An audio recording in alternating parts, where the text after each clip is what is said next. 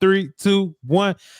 And there's some mess going on behind the scenes. I got it written down and we're going to ask about it. Shouts out to everybody tuned in right now. If you was watching gymnastics earlier, shouts out to you. If you're watching football right now, Davis Mills and Tyson Bagent are doing footballs right now. So y'all go over there and check them out. But I'm Voch, that's Bryan Broaddus, and that's Jeff Cavanaugh. This is the Doing All Right Scout Cast show. All right. Yeah. So, appreciate y'all for being here. Jeff, Brian, how you doing? I know you're doing all right because that's the show, but how y'all doing? We're doing all right. Yeah. We're doing all right. I don't normally do this. I don't normally, you know what I'm saying, with y'all characters. I kind of feel like today that we need to open up the show with Mike Zimmer calling out Jeff's take on Mozzie Smith. Well, let's do that shit then. Come on. Jeff? I don't think that's what happened. I think he came after Brian. Why do you think he came after me? I'm friends with the guy. Because he knows better than to come after me. Mozzie's been really struggling, and it's real tough out there for him. And then Zimmer said, "Don't listen to the practice reports. I'd like what I've seen from Mozzie." So I think he was going right at you. I think Mike Zimmer loaded up a clip and just bop, bop, bop. And I think he felt comfortable doing it because you're friends. He was like, I can go at Brian and I can defend my player a little bit because he can use that right now. I'm going to help him out a little bit, prop him up a little bit, and I'm going to fire shots at my friend. No way he was targeting me. I think he was definitely targeting you because of your. Probably. I think that Mozzie's the third best guy here, kind of a deal. But hey, I'll tell you what. If I would have been interested to see Jeff Zagina get up there and have the opportunity. Who he want to wrestle? Who wants to fight that guy? I mean, I'm sure. But hey, you know what? This is what's really good. And by the way, thank you to Ian. I see here on the chat. They loved our conversation with Brian Schottenheimer today, so appreciate you listening to that. Yeah, I think that Mike has to do these kinds of things. You know, I really do. I mean, what's he going to say? That Mozzie's a bag of ass and he's not playing very well and this, that, and the other. I mean, Clarence Hill got Stephen Jones to say, hey, we're looking for defensive tackles, defensive ends. They signed 2 of them today, which I was talking to Nick Eatman this morning when I walked into the facility. Nick goes, man, they're working these guys out. He goes, I wouldn't be surprised they signed 2. So I'm like going, oh, okay. Carl Lawson was part of that group, but he was not one of the ones they signed. I did talk to somebody in the organization that was there for the workout, and Carl Lawson's workout, they felt like that he was a little bit quicker than what we saw on tape. I kind of felt like Carl Lawson was a better run defender now than he was a pass rusher. So, but here we are, signed a couple of guys, and I think they are looking at some defensive tackles. So I don't know how you can't right now. Why would they be looking at defensive tackles? They really like what they've seen from what they got. They got really Jeff, they like Brock Hoffman, but there's better dudes on the team. Liking somebody don't mean that person needs to be the dude. But Brian, to that point you were saying though, I did have that thought for you. Like when you're replacing Sam Williams for the year, are you looking for a guy that's more run intensive because that's kind of what we're not good at in the first place, or are you trying to get a dude like Sam, which was a pass rushy guy? Yeah, man, you're reading my mind here, partner. I appreciate you doing that. The thing when you were looking, can you find traits in the defensive ends or your person that you're trying to bring in that's similar to the guys that you lost? And to be honest with you, I was really thinking that maybe that they were going to go with Justin Hollins, who was he played in an odd front 3-4. He was more of a stand-up guy. I watched him against Green Bay and the Los Angeles Chargers, and he's built a little bit more like Sam, that long, rangy kind of a stand-up edge. And I thought that maybe that's kind of the route that they would go, that type of guy.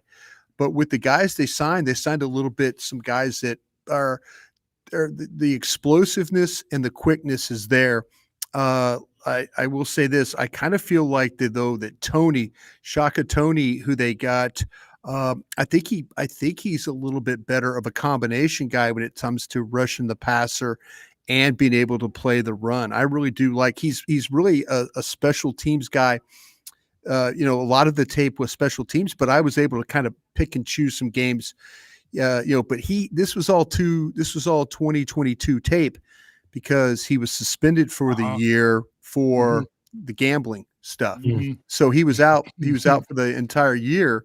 And so, but if you watch the 2022 tape, the guy had some positive stuff. He was a teammate of Parsons too at Penn State. So do you remember him, Jeff, watching him? Do you remember do. much?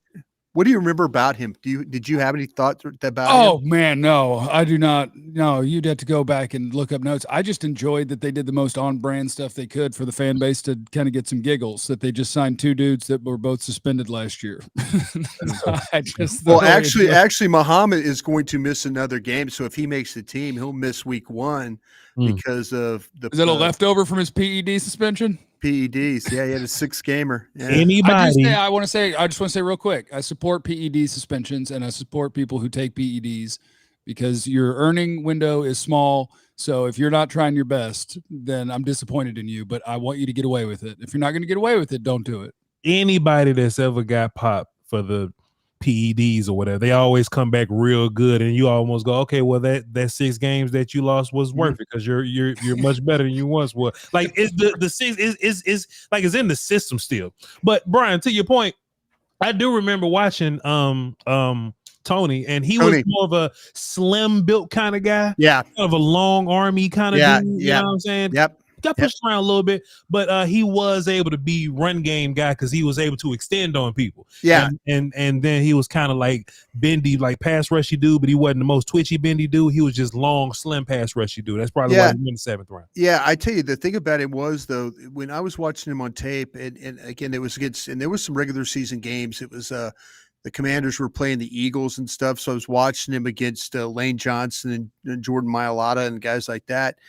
You know, the thing that he was able to do was he was able to get up the field pretty quick and then get to shoulder and then being able to, the problem that he had a couple of times were that he got pushed past Hurts. You know, he got pushed, where he was upfield, but then all of a sudden he just, instead of like you're talking about being really bendy and closing it down, he kind of got washed a little bit past. But the change of direction skills were really good. I mean, the guy was a wrap-up tackler. There was a couple times where the ball got to the outside and he had to chase, and he was able to make the tackle. And so I was kind of like, when you start to talk about guys on the street, and we all know the stories and stuff like that.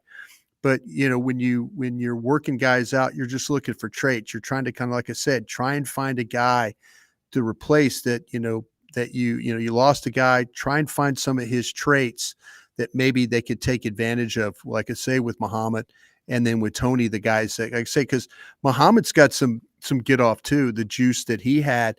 I thought he was pretty explosive coming out of his stance, but he tends to pop up.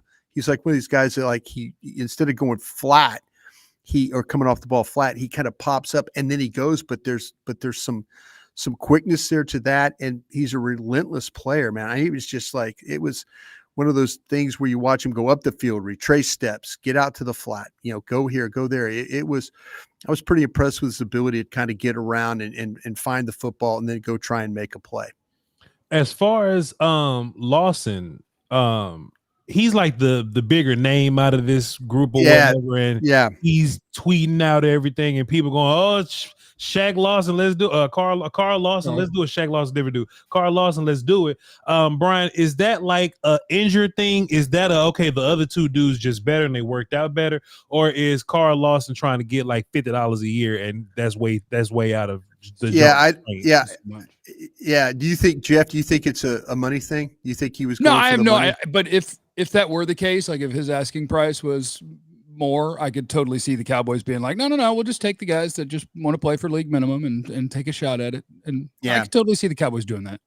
Yeah, I kind of felt like though with Lawson though, and I mentioned I talked to somebody that was there for the workout. I just watching his tape with the Jets. Yeah. It seems like he lost a little bit as a pass rusher, but the guy told me in the workout they had today that he looked like that he was a little bit quicker than what you would see on tape. That's the thing I was concerned about. I'm like, okay, you're going to get a guy that's just a run defender, or you're going to get a guy that can do a little bit of both.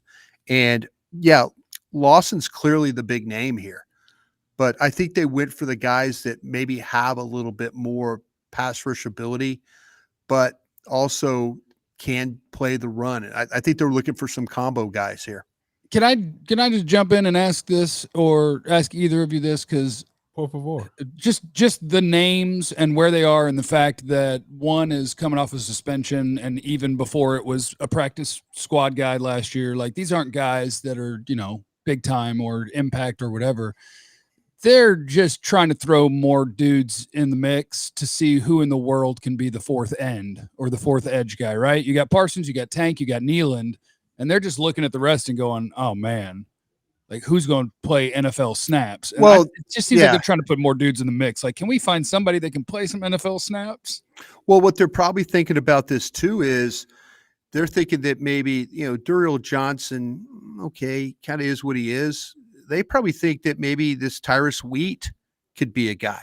That to me, if you're looking for a legitimate guy, throw a couple of darts. I mean, they need the bodies to practice. I mean, you're honestly, let's be honest, you're trying to replace Fowler and you're trying to replace Armstrong. It's not just Sam Williams. Maybe that one of these guys, will step up in the preseason and he's rushing in the second half of games. And you're like, oh, okay, well, hey, our guy from the Commanders, who sat out the whole entire, Toney, who sat out the whole entire year, maybe he looks fresh and all of a sudden, well, this is a legitimate rusher and, oh, he's better than Fowler. Oh, he's better than what Armstrong was doing. I think that's what they're really trying to do right now. But I believe that I think they really, really want this Tyrus Wheat to show up and be the guy that at times in the preseason that he was last year. Also, too, Jeff, and Brian doesn't like to say on the streets, but where are the legit pass rushes that's on the streets? You really don't really see those guys just floating out there. Like, if it's a pass rusher and you're trying to replace what Sam is, like, those dudes just not going to exist. So all you got is, I don't even want to say buddy name, you know what I'm saying? Because saying it wrong gonna make me sound racist, but Muhammad, like, where he come from, where Shaka Toney them, I don't know where they come from. You know what I'm saying? So the fact that you getting these guys, you might have to get 5 or 6 of them, just like kickers. Look, Brandon Aubrey wasn't the first kicker that we had to fix. You know what I'm saying? We had to bring guys in. Garibay, hallelujah, hey, y'all go kick. Okay, cool. It's none of y'all. We're gonna roll with them. I think you have to do that with the edge dudes. And hey, we got some joint stuff coming up. We got some preseason coming up. Let's see Shaka Toney get some reps. Go ahead, bro. Yeah, if they're going to add legitimate pass rushers, probably it's going to have to be on waiver claims or potential trades. And to me, I could deal with the edges. I'm looking at these defensive tackles. If you're going to move significant capital or move, but let's be honest, you try to use significant capital to draft a guy who right now coaches are saying is doing everything he's supposed to be doing. Some eyes will tell you, well, he's also getting coached really, really hard on things that everything that they complimented him on, they're struggling with that. So to me, I'm kind of looking, if you're going to spend money, let's go spend money on a defensive tackle. Yeah. And I'm not saying that Linville Joseph, he's very similar to what you had with Hankins. I think the Hankins loss is big. I would have tried to keep Hankins, is what I would have tried to do, but they felt like, well, this is a year for Mozzie, and let's, so this is not the first time that they've done something where it's like, okay, let's move on for a guy because we've already got somebody that we need to play better. I think they are really, with the defensive front, like, you are teetering on full-blown emergency. Like, they got their pass rushers are obviously, Micah Parsons is awesome. Tank Lawrence is awesome. I think Marshawn Nealand is going to be fine, even as a rookie. Yeah. But even when you go to the interior, like, Osa's fine. Osa's a solid player. Golston at the 3, it's real weird because I watch him at practice every day. Mm-hmm. And Chauncey Golston's one of those dudes, much like Michael Gallup just retired, one of the sweetest men ever. And last year, it's like, guys, he can't really play anymore. I'm not saying Golston can't play NFL football, but boy, he seems kind of can get washed around, kind of thin for being down in there in the trenches. And I think if you had the right bodies and the bodies that you needed, well, Golston could help you out on the edge. Zimmer loves some big boys. If Golston plays edge, right? He is an edge, yeah, right. So I think they're in a spot that they can't lose anybody else. Yeah, I couldn't imagine. I don't even want to put it in the universe if you were to lose one of your top 3 or 4 defensive linemen on this team, they are right there on the cusp of, dude, we don't have enough bodies to have NFL players out there all the time. Well, Jeff, I've been saying this to Broaddus because me and Broaddus have our shot. But what I always say is that you can find a 1 tech to just kind of do the job, right? You probably can't find a 3 tech to do the job. Those dudes typically are a little more skilled, but like Quentin Bohanna would be fine right now if we had him. You know what I mean? Guys that we used to have, like Justin Hamilton, did the job for a long time. You know what I mean? So I don't know if those dudes are better than Mozzie right now, which would be upsetting if they are. But I do look at 1 tech kind of like I look at running back. Like those dudes typically go day 3. You know what I'm saying? Those heavier guys are just typically, you can go find somebody just to go be a heavy guy. As long as you're not asking them to be skilled, like super pass rushy type dudes or whatever, just these 1 down dudes, I think you can find them somewhere. It's just a shame that it's not Mozzie right now. I think they think so too. And then they did use a 1st-round pick on one, but for the most part, that's been their philosophy, right? And then they've totally swung into we can find a running back wherever. Probably it's wild because they do things that I think once upon a time I'd have been like, yeah, that's really smart. Don't prioritize these certain positions, but if you ignore them enough, I go, hey, what are you doing? Like, we got to do something. And so we'll see how they do it. D tackle and running back, won't we? What's the name? Formula numbers 44888. Party at Jeff's. Bryan Broaddus is the best of all time. That is true. Tell us about Nate Thomas and Junior Fehoko. As we were talking, I actually had a clip pulled up. This is what I think Junior's life is gonna be like. He's gonna be a teams dude, and he's beating the hell out of somebody. Who is his number 20, 30, whoever it is? Junior's going to be a team guy. You know what I'm saying? So I don't think he's going to make a lot of impact in your D-line room, because if he is, I think I would have heard something. We would have seen something. We're at this point to where, like, if anybody's going to jump off the film, it would have happened by now. I ain't seen Junior jump nowhere. So in my mind, he's going to have to be a team's guy. Brian, Jeff, y'all was watching the lineman the other day. Did y'all see anything from rookie Nathan Thomas that had y'all believing that we could be looking for him for anything this year? Oh, I think he's buried enough that I can't give you anything that jumped out about him. Like, I can't give you a positive or negative that jumped out. Yeah, what number is he? 62. Yeah, he's wearing 62. I know that. And I know that on tape, I was like, ooh, damn, another mean, strong guy. But I can't give you from practices like, oh, yeah, I really noticed him in the ones and the 1-on-1 and 2-on-2 or whatever. I was watching young guy 1-on-1 the other day. And they got into the thing with Nathan Thomas is he's a powerful guy. He does everything with his upper body, and he gets a little top heavy with how he plays. Then they went to some what they call the 3-on-2, where they try and run twist stunts and stuff like that. Sure. And when he engages, like the punch that he had, like they, and here's Fehoko trying to like loop around and all that. And it's like he sends the nose one way, and then here comes Fehoko, and it's like, bam, he catches him right there. Yeah. So the kid understands what he has to do scheme-wise, like in the twist stunt. I mean, he wasn't getting fooled. You worry about him being like too anxious and all of a sudden becoming overextended, and then Fehoko just runs around him, that kind of thing. This kid's kind of got a little bit of an understanding of like, okay, I've got to play back, but when he gets in trouble, you could tell it's going to be trying to be too aggressive, trying to be too heavy-handed, and try and find himself over the tops of his feet a little bit. But he gets work. He doesn't make like massive mistakes. I mean, hell, I've seen TJ Bass get run by a couple of different times, and he's a veteran, he's a second-year guy, but he's playing NFL games. So Thomas hasn't had that moment where I'm like going, oh, damn, Leofau just ran right by him, or Rodgers just arm over on Hoffman there.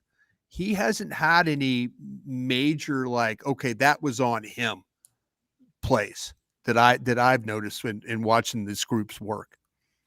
62 is a horrible number. Tell Brian that Dirk and Allen loves him, even when he's mean to people in the post-game shows. Is there a real wide receiver you guys actually like? Is there a real wide receiver that you guys like? Who's been the best non-CD Lamb, Brandon Cooks, Jalen Tolbert receiver? Does Turpin count? Sure. Turpin wasn't doing a whole bunch of receiving last year, so yeah, Turpin count. Yeah, I would say it's Turpin, but I think in the interest of having fun with the question, I don't want to mess up his name. He's got the hyphens.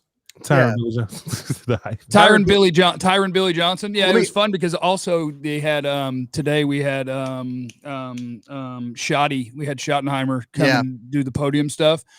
And that was one of the first dudes he mentioned too, was, as a guy that's getting a real opportunity, has been around, that hasn't really stuck in the league. And he talked about it, like the dude can run really, really fast, but now he's starting to kind of tighten it up with the routes. And you're able to see him separate a little bit and not just be a speed guy. If you were going to bet on a non-Jalen to be a guy who sneaks his way onto the team, I think that's the one. I think that's the name you hear the most, and I think he's the one that every practice, every day, there's 2 or 3 times where you go, ooh, there he went again. Kind of fun. Is this our Vasher and those guys? We always probably. Probably. But if one's going to make it, I think it's him because he makes some plays. Cropper makes some plays. There's other guys that make some plays, but I think his is probably the most consistently. And I hear his name from the coaches more. Yeah. And it's funny today because I was sitting there. I went through the mock game where it's walkthrough, and I was just kind of interested. They worked on silent counts today, which was really kind of cool. To usually you're so used to, here we go, and you don't hear that. You just everybody's moving without. And it's while Parsons is yelling at the offense, and they're doing exactly. Like, hey, shut up. Parsons is yelling at but I think with Tyron Billy Johnson, I didn't know this about the guy. He's a 4-year NFL vet. He's been around. Yeah, 28. He's been around, and so I was thinking, oh, here's a little nugget. He's overworking with the ones today, But I'm thinking. And I'm like, oh, wait, he's a 4-year guy. Hopefully he should be over there working with those. But is there 6 guys over there? Because Cropper, I think, was the other one. Cropper and him were the two that aren't the big ones. They are putting, the guy is putting together good days. And I mean, that's all I've asked. I've asked Tolbert, just be tough, put together good days. Brooks, put together good days. That's all I've asked. If these guys could find a way. And Billy Johnson has done that. Like there's been days where he's shown up and he's shown toughness and the route running, and he's been able to extend and get passes, and he doesn't look like he's busting out there. So good for him. Brian, Jeff, Voch says this. Oh, Voch, don't say it. My mom loves, by the way, when Voch says this. Zimmer's going to hear what you say. You better be careful. Yeah. They're going to clip this stuff. Get ready, Voch. Get you. Mm-hmm. They're not watching this. They're watching. That's good to know. I was listening to you guys talk a little bit ago, and I love the impromptu questions while we talking, right? We was talking about the possibility of Tyron Billy Johnson being the last receiver to make this team. Okay, cool. Yeah. Let's just say they carry 6 receivers and he's the 6th receiver. Mm-hmm. Let's just say they carry 3 running backs and Hunter Lipke, right? And that's Rico, Zeke, whatever. Cool. Mm-hmm. Zeke, Rico, Freeman. Listening to Fossil talk, and he wants to do the whole 2 return man thing. Mm-hmm. It can't just be Turpin by himself. At what point do we add Jalen Cropper into he can make the roster because of teams, or we can add Deuce to the running backs because he plays teams, right? At what point do we account for Deuce making the running back teams, or Cropper making the wide receiver list because they're both return guys and Turpin just can't do it by himself? That makes sense. I know I was kind of worried with that. That makes sense. Yeah, but if he did, I would think that if you had what I'm saying, Tyron Billy Johnson may be the better receiver. Right. But what's the name? Jalen Cropper is a return dude, and you need more than one of them. Royce Freeman may be the better running back, but Deuce Vaughn is a return guy for you. You understand what I'm saying? So at what point does the extra return guy, because Foss will say he wants 2 of them and then somebody may get hurt, that's practice squad, whatever. At what point do we have to add another dude to the roster at either wide receiver or running back to account for the need for one more dude that can return? That makes sense? Yeah, I think it's possible. And Brian, I want to know, who are you giving directions to? Who's trying to come up in the ballroom? Who's trying to mess with you, Brian? Brian's. I'm back. Got me? Okay. There you go. Yeah. I just didn't know. I didn't know who was messing with you in the ballroom. I wanted to see if I had to come down. Yeah, there was in the ballroom here. We got like a concert, and a lady thought she can get in the door where I'm sitting right now. So I had to direct her around. I tried to give her. If you saw me, I'm like, around, ma'am. You got to go around. Around. So okay, so I could see it, Voch, because I like part of tomorrow. This is not happening anymore. I'm not in the ballroom anymore, and we're gonna be on the tennis courts. We're gonna be at practice, and damn it, I'm gonna have a good show because of it. All right. And Brian is the door man. Go ahead, Jeff. I'm in my room. So that's always a thing, right? Because I remember the last time that I asked a question, the coach said, "You know what? That's a good question." Was like 3 years ago. Whenever. Garrett? No, it was with McCarthy when I was at camp, because I was asking about the Vasher stuff. Yeah. I was just like, he's having a nice camp and everybody's talking about it, but can he make the team if he's not on special teams? Yeah. And the answer is no. And so Voch, I think how many guys you want to carry here? I mean, Voch, well, that's like we got to watch. Voch is acting like we're in college football, like we're Florida State, and we got but like guys. I think that's what I'm saying is, like, if you told me that they were going to keep Jalen Cropper because they think that he could be a 5th or 6th receiver, whatever, and he could be the other return man, then I would say, okay, that definitely means you're not keeping a Tyron Billy Johnson. Like, you're not going to keep 2 of those. I don't think. You're going to have CD if he ever gets signed. Ian Rappaport kind of scared me today. What if he ever say? gets signed. Well, just like go ahead. He's just like, I think that they'll get it done before the season. Oh, not like in a couple days. I predicted Saturday. Yeah, me days. too. Yeah, I'm thinking this week. Yeah. But anyway, yeah. So I don't think we're going to get like 2 of the lesser known wide receivers and one of them's a returner. Like, if one of them makes a team, he's going to have to be a gunner, returner, whatever. And then I think that also means Deuce doesn't make the team, because to Brian's point, we got to do math. We got to figure out how many of these guys can we keep. I want to get rid of Zeke because I don't think Zeke's all that good. I will gladly roll with Royce, Deuce, and Dan. I hope somebody asked McCarthy about Zeke tomorrow, and he's like, "Don't listen to Voch Lombardi reports. He's doing great." Well, Zeke's. We love Zeke, and he's tough leadership, and the guys love him. Hey, is that the breathing? Do you doing the breathing and go along with it? That's how the hell. But Zeke breathes just like that too. Though Zeke be like, Zach, like they nasally. You know what I'm saying? They both got the nasally thing going on. They both. Zeke is having a blast, by the way. In the walkthrough today, Zeke is having a blast. Every time he gets the ball, he's just screaming. He's like, "Woohoo! Oh yeah!" Because he ain't think he was gonna be in the league no more because how bad he was. And he's surprised he got a job. I'd be excited Don DeMarco, here we go. I'd be excited too if I got fired and I ain't think I was gonna have no job and somebody called me with a job. Please. Zeke complimented on my shirt today. He like, I'm wearing my purple and white check shirt, and Zeke goes, and I matched it with purple Nike socks. Yeah. Zeke goes, "Oh my gosh, you got it going today, man. You got this thing." And I'm like, "Oh, thanks." But I knew he was busting my balls about it. I mean, I'm just like, okay. I almost went nice hair. I thought Mozzie came to the hotel to fight. Because when I came back from getting my meat sticks, I went and bought a couple of meat sticks. When I came back, I parked and Clarence Hill was out front talking to, and this is going to be accidentally racist. Clarence Hill was out front talking to a very large man, and I'm like, man, that's a D tackle. That's a D tackle. And he had kind of the little braids, and I was like, oh crap. Mozzie came over. Okay, that ain't too racist. Okay. And so as I walk up, I look and I'm like, okay, because I haven't been like up close and no helmets on, and I can't facially recognize every Cowboy. But I glanced down, and all the black guys look alike, huh, Jeff? Go ahead. And say it. So now it's racist. But I looked down at his little Croc slide, whatever, and I think I saw 98. So I think Carl Davis was out front. I was like, I've been nice to him. He ain't here to fight, so I'm fine.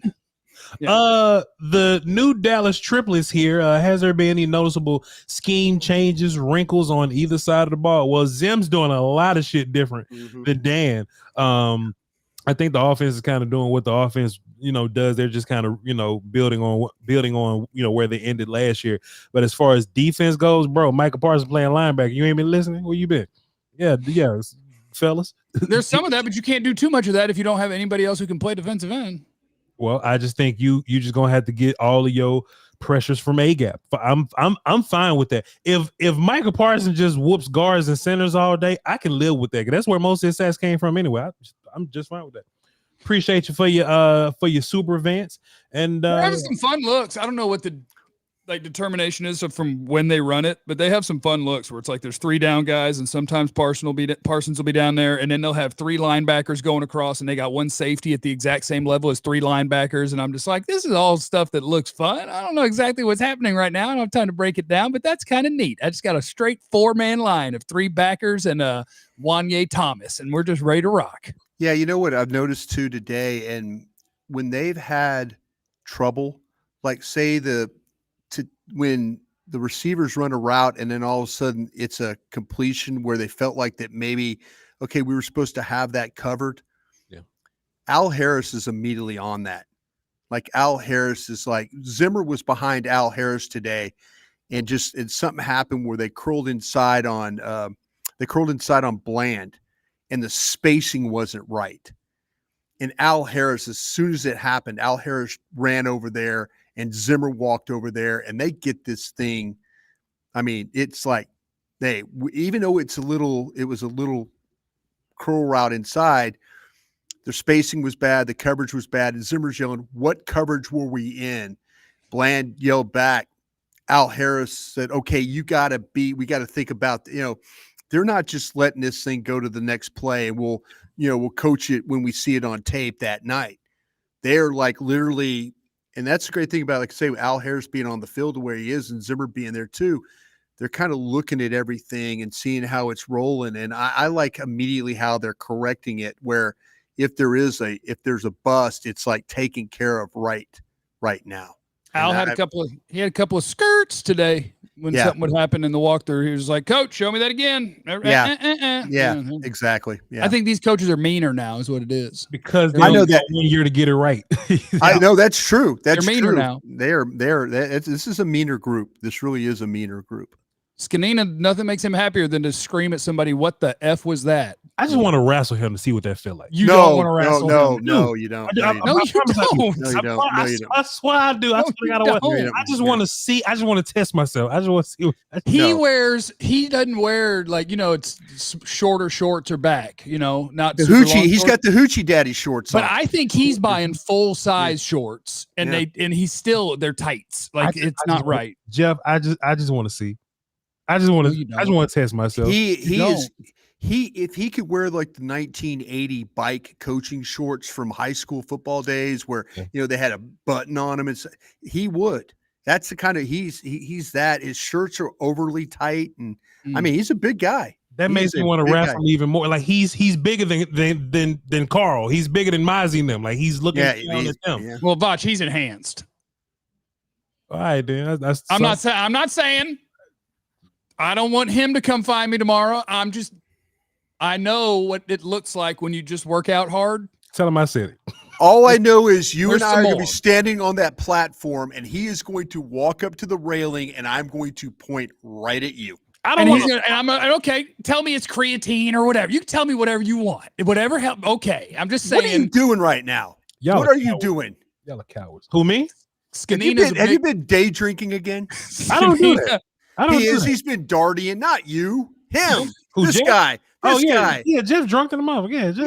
He's not had the meat sticks. Where'd you go? Did you go to the rudder room again? All I'm saying is that man has Look at his eyes. Of muscle. Look at his eyes. Jeff's drunk as hell. This is so embarrassing. Jesus, man. We're kicking you off the show tomorrow. That's fine. Voch, Bryan, Jeff. Fan asked this. Mike asked this. How do y'all feel about the power of the offense to outscore what the defense may allow in points? I've been saying that for the past couple of years. We keep saying, "Hey, can we get some defense to help Dak?" But it always ends up being, "All right, offense, y'all got to score 30 because it just is what it is." So, do y'all think that the defense is actually gonna pull a little bit of weight this year? You know, in the good games that matter, I would say the defense is good versus the Giants, of course, but versus the teams that matter. Do you think that the defense will show up and help the offense in those games? Jeff, you want to sell some hopium, bro? I could sell some hopium on that. I think you have a better chance against a good offense to be consistently good when you play consistently. Like Dan Quinn's defense, like I don't want to bash him now that he's gone and like, oh yeah, everything's always going to be better when somebody leaves. Like there's a lot of good in the fact that you've caused a bunch of turnovers and scored a bunch of touchdowns. Those are massive plays. It's great. But yeah, I think you have a better chance. Now we have to find out that they have good enough players at some important positions that at the moment we don't know that. But yeah, I think you have a better chance if you're just saying, no, consistently play in and play out. We're giving ourselves a better chance to have a good play than the idea that, well, it's going to pay off once I get this sack or it's going to pay off once I jump this route. I could buy that we like this defense a little bit better this year because of what they're doing schematically and kind of playing it safer. But see, Jeff, Dan Quinn and Kellen Moore, they the same dude. Because on offense, touchdowns are great. But Kellen's not here because it ain't always time for a touchdown. It ain't always time to be running up field trying to get a sack. It's always time for a touchdown. It's never always time. It's always time for a touchdown. Jeff been drinking. We got a couple more supers and we're gonna get up out of here. Adrian Lindsay said, I thought that was a good explanation, Jeff. I'm sorry Voch didn't agree with you. I'm drunk. What do you want? Okay, he's admitting it. And I'm high. Voch, geez, what are we doing? It's I'm the meat sticks were a giveaway. I'm drunk on a meat stick. Faisal just cut one of his 30 TVs off. Do you think Dan Quinn's run defense scheme stunted the growth of our O-line run game potential? Nah, I don't think those two are correlated. Quinn. I don't think those two are correlated. Hold on, I've been drinking. Dan Quinn's. Do you think Dan Quinn's run defense scheme stunt? Okay, because everybody's going wild ass and just shooting gaps that you can't. At practice, we never learn how to run block at practice. I think the lack of having they misevaluated the linebackers. They thought that they could do it with Clark, Van Der Esch, those guys. I think they mismanaged that group. You know, they just said, okay, we could play with the big dime packages and stuff like that. I think that's where now they weren't very good tackling on the edge. Diggs wasn't particularly good at times on the force. And they didn't always get somebody in the alley on the safety part of it. So there were some things that were going on there, run defense wise. I don't think it's all about the defensive tackles. I think there was part of that, but I don't think it was all of it. I think the right end wasn't very good. I think that's why they drafted Nealon with the thought of maybe playing a little bit more power on the right edge, you know. And so I mean, Sam Williams was a rusher. He wasn't really a great run defender, but to that right side, man, they were struggling. They were struggling to kind of, and I think it was, but Dan wanting to play with that big dime that he was, a lot of it came out of, he had to do it out of necessity. But I think as a group, they just didn't play especially that right side didn't play particularly well for them. Last one, and then we're gonna let Bryan go and get something to eat, and let Jeff go get sober up, get something else to drink. Nah, Jeff finna drink some more. Yeah, exactly. Yeah. Last year it was a linebacker situation. Now it's a D-line shortage. This is why we will never win a Super. This is why we'll never be a Super Bowl team. We're always unprepared. But Jerry is all in. Hey man, it's always something. We're very reactive. We're not very proactive. We wait till bad shit happens and then we go and do stuff. I would love to be in the D tackle running back market. Jeff Drunk. I would love to be in the D tackle running back market right now, but hey, we're gonna have to wait till something happens to be in the D tackle running back market. It just is what it is. Fellas, y'all got anything else before we let Jeff go to sleep and let Bryan get something to eat? No, Jeff, don't be doing this now. What are you doing? Stop it. Stop with yourself. All right, y'all. I'm Voch Lombardi. This is time for Jeffrey on Twitter, and Bryan Broaddus on Twitter is going to be answering questions in the morning. Y'all hold down with the dose.